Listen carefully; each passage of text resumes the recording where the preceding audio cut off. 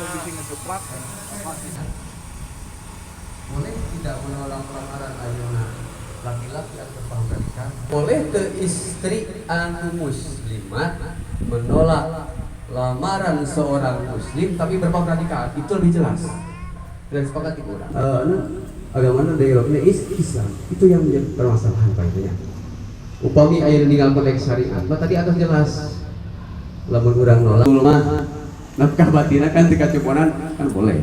Terus ayeuna melakukan istilah teh penelantaran nafkah aya oge ayeuna KDRT segala macam kan boleh, itu dibolehkan mengajukan gugatan eta panginten tambihan sehingga wih dikanu tadi nu kahiji sebetulna hukum untuk seorang wanita muslimah ya menolak lamaran seorang laki-laki sekap sakitu tambihan disimpuring. Apunten anu kasut assalamualaikum warahmatullahi wabarakatuh. Ya, dari awal saya tadi katakan bahwa Allah ya Nabi salam alaika sholawatullah alaika ya habibi ya Muhammad ya Rasul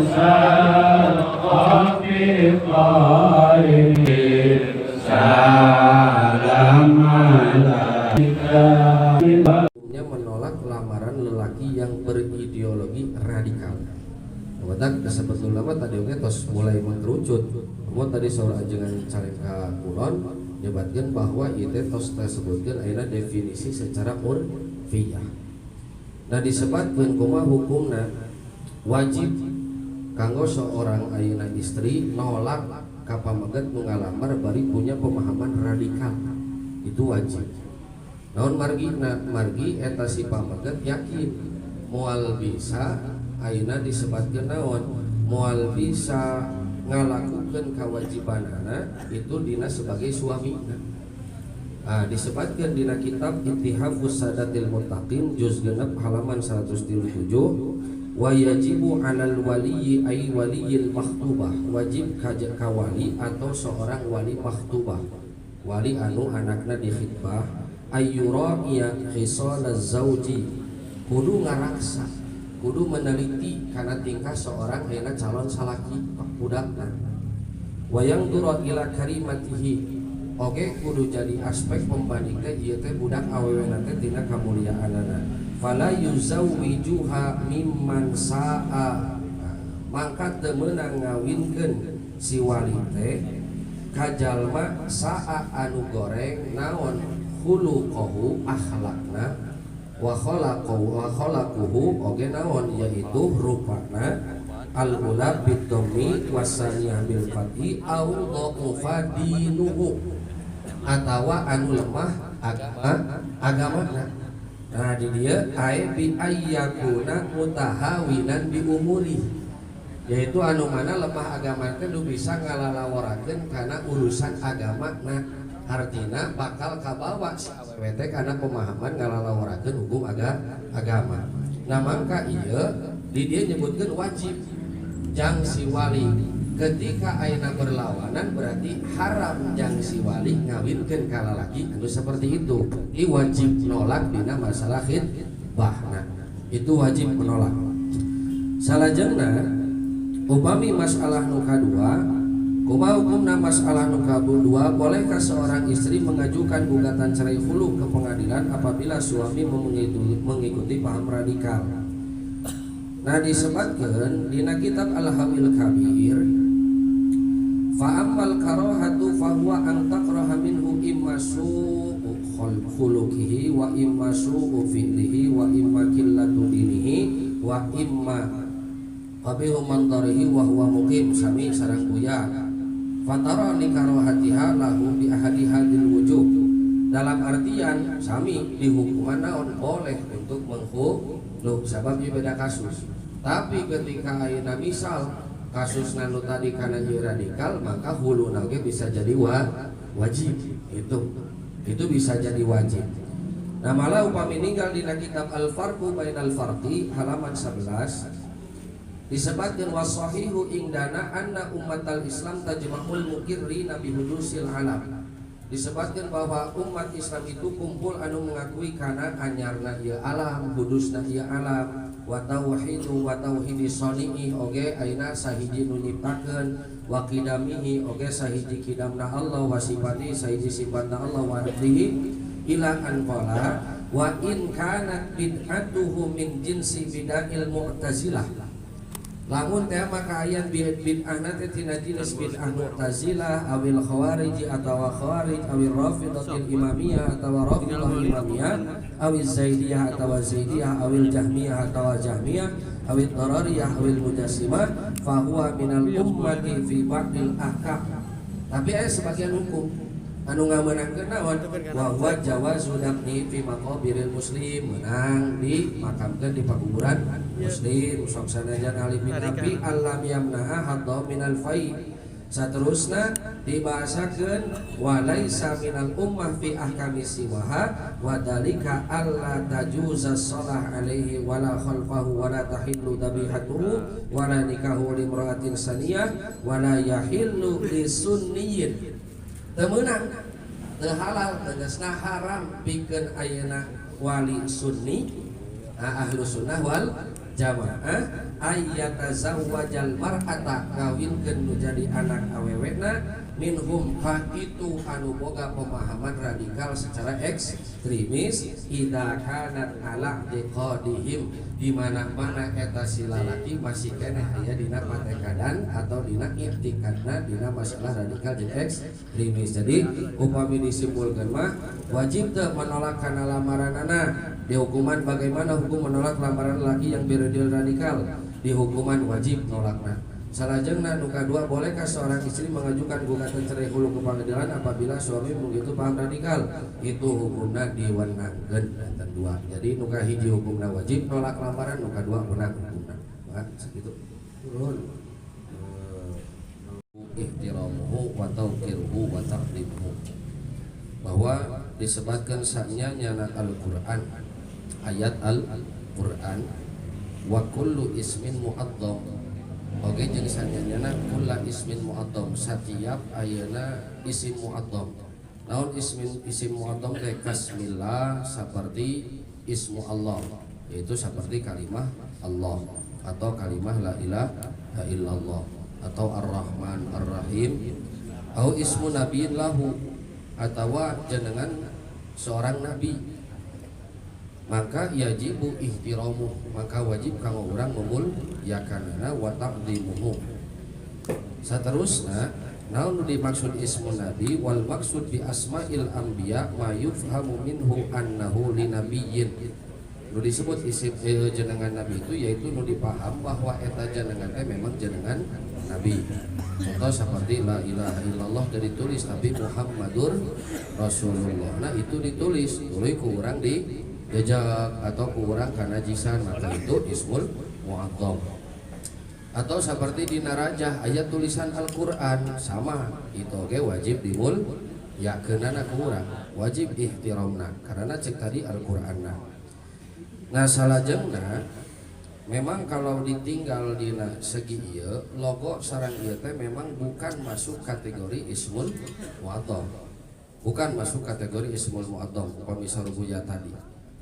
Lamun disebutkan bahwa wah canapan ulama aya dina Al-Qur'an innama yakhshallaha min ibadihil ulama pan eta oge cenah serapat dina Al-Qur'an. Atau misal aya tulisan seperti Muhammadiyah. Nah kumaha cenah Muhammadiyah, apakah itu masuk ismul mu'azzam? Amma mujarradusmi Muhammad au Isa au Musa fala yukhadu hadzal hukm. Jadi lamun sakadar mujarrad berarti bukan menuduhkan ka Nabi Muhammad nama eta, tetapi eta mah Muhammadiyah menuduhkan karena satu organisasi, maka itu bukan masuk kategori ismul mu'azzam. Berarti Nahdlatul Ulama bukan masuk kategori ismul mu'azzamah. Front Pembela Islam itu bukan masuk kategori ismul mu'azzamah. Muhammadiyah atau seperti misal naon deui seueur lah MUI Majelis Ulama Indonesia itu sok sanajan ku bahasa Arab bukan ismul mu'adhamah. Nah sehingga kalau bukan masuk kategori ismul mu'adhamah maka jang urang boleh kanggo urang itu naon teu masalah ketika kageunaan najis usum diseseuh gitu kan dicandak ka WC itu terjadi masalah di bawah itu kan ya ya itu terjadi masalah atau kopiah sok aya tulisan Nahdlatul Ulama sok aya geuning dialungkeun itu terjadi masalah karena bukan masuk kategori ismul mu'adhamah. Cuman pendekatanana kieu tadi kubuya dibahas ieu bisa menyakiti sok sanajan bukan ismul mu'adhamah anu teh saperti ayeuna Quran dia cuman ketika dilecehkan istihanah itu bakal menyakiti. Nah berarti bisa kieu lah coba pendekatanana kana ayeuna bendera. Ah tapi bendera ge anu dilegalkeun ku pamaren coba misal taruh seperti bendera Nahdlatul Ulama atau disebutkan logo-logo ieu teh memang bukan ismul mu'adhamah tapi haram untuk diinjak, tapi haram untuk dihinakan gitu. Contoh, ya sim kuring nyobi pendekatanana dina Fatawil Azhar. Tahiyatul alam, ya masalah menghormati karena bendera.